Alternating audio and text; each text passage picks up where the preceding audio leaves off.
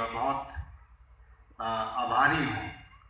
एक मन के अंदर एक कृतज्ञता है कि 8 दिन के शिविर में यदि एक अच्छा बेस बन जाता है, एक आधारशिला बन जाती है, तो उससे आने वाले हमारे 7 दिन बहुत ही महत्वपूर्ण हो जाते हैं और बड़े अच्छे हमें इसमें रिजल्ट मिलेंगे और हमें इसमें आउटपुट भी बहुत बढ़िया मिलेगा और ऐसा हमारा यकीन भी है, क्योंकि बनते करुणाशील राहुल के अधीन में ये सारी चीज़ें हो रही हैं और आपके द्वारा जो आज बहुत ही महत्वपूर्ण देशना दी गई है।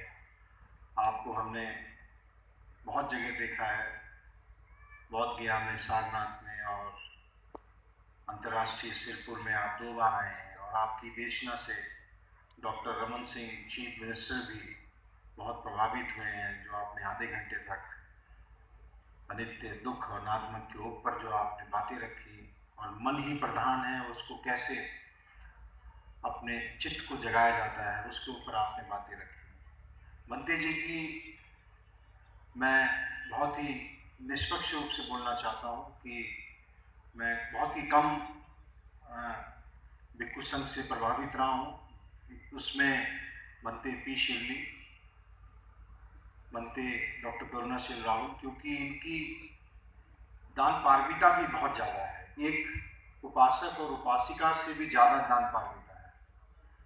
द्वितीय अंतर्राष्ट्रीय सिरपुर के अंदर एक भिक्खु जो है मुझे 50,000 रुपये दे रहे हैं दान के रूप में। ये बहुत अद्भुत बात होती है कि एक भिक्खु उपासक को देता है पैसे। ये बिल्कुल अलग बात है। बनते डॉक्टर करुणाशील राहुल द्वारा भी 2 बार 3 बार ऐसा हुआ है कि जो उन्होंने हमें दान दिया है, हमने नहीं दिया दान। ये बहुत भ्रांतियां फैलती हैं कि हम ज़्यादा दान पारमिता है। मंत्री जी की दान पारमिता ये रहती है कि 3-5 दिन का अगर वर्कशॉप है बौद्ध गया में, तो वो सारा खाने का खर्चा और हलवाई का खर्चा भी वो खुद उठा लेते हैं। कार्यक्रम में तो भागीदारी रहती है देशना के संबंध में, लेकिन एक जो दूसरी समस्याएं हैं उनका भी समाधान कर देते हैं।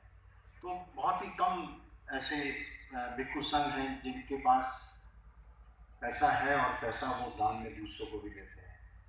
हमारा ये 8 दिन का शिविर, जिसमें मंत्री जी ने आके एक महत्वपूर्ण बातें बोली हैं जो हमारी भी समझ में आई हैं और आशा करते हैं कि सामने जो बने हैं आज, उनको भी बहुत अच्छे तरीके से उसको समझा होगा और उससे बहुत लाभ भी मिलेगा। बहुत अच्छा बोला है भक्ति जी ने कि बैठते समय भी और जब हम खाना खाते जाएंगे उस समय भी हमें ध्यान पूर्वक चलना है।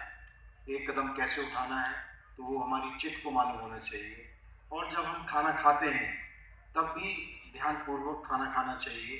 वो भी हमारी चित्त को मालूम होना चाहिए कि मैंने एक कौर उठाया है और मैं अब उसको खा रहा हूँ। ये सारी बातें ध्यान पूर्वक सिर्फ एक एकाग्रता करने के लिए है, उस मन को इकट्ठा करने के लिए है जो आपका विचलित हो रखा है और जो मेरा भी विचलित हो रखा है। उसमें आज बंते जी ने बहुत ही अच्छे तरीके से समझाया है और हम बनते डॉक्टर करुणाशील राहुल जी, हम पीछे बैठे हुए थे और वो ये बोल रहे थे कि बनते पी शिवली जैसे लोगों को प्रचार प्रसार बहुत कम हो रहा है। इनका हर जगह जब भी शिविर होते हैं जिसमें हजारों लोग आए और बनते पी शिवली अपना 1 घंटे का अगर भगवान बुद्ध की देशना दें तो यकीनन बहुत लोग जो है परिवर्तित हों। और मेरा भी ये मानना है कि बनते पी शिवली और बनते डॉक्टर करुणाशील राहुल जैसे व्यक्तित्व वाले लोग हमारे बीच में रहकर जब देशना देते हैं तो कितने लोग परिवर्तित हो जाते हैं, उनका मन बदल जाता है। और ये तो हमने बहुत सालों से ही देखा है।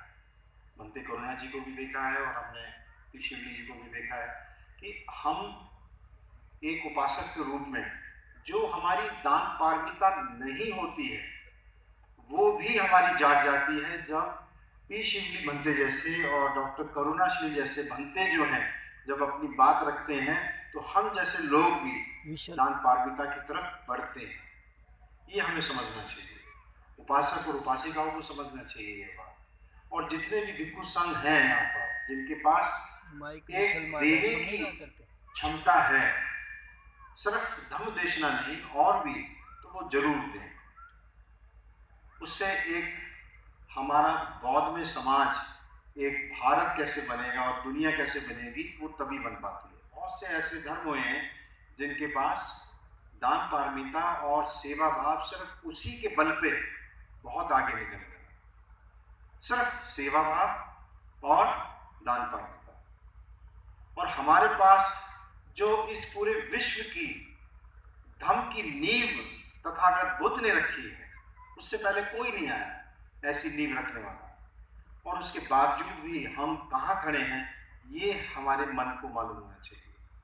मैं बहुत बहुत कृतज्ञ हूँ पूजनीय मदन पी शिवली बनते शील वंश की। आज वो श्रीलंका, और बहुत तबीयत खराब थी उनकी, 5-6 दिन पहले भी बात हुई थी। मुझे लग रहा था कि बनते जी नहीं आ पाएंगे, और जो ध्यान शिविर की आधारशिला है कहीं वो कमजोर ना हो जाए।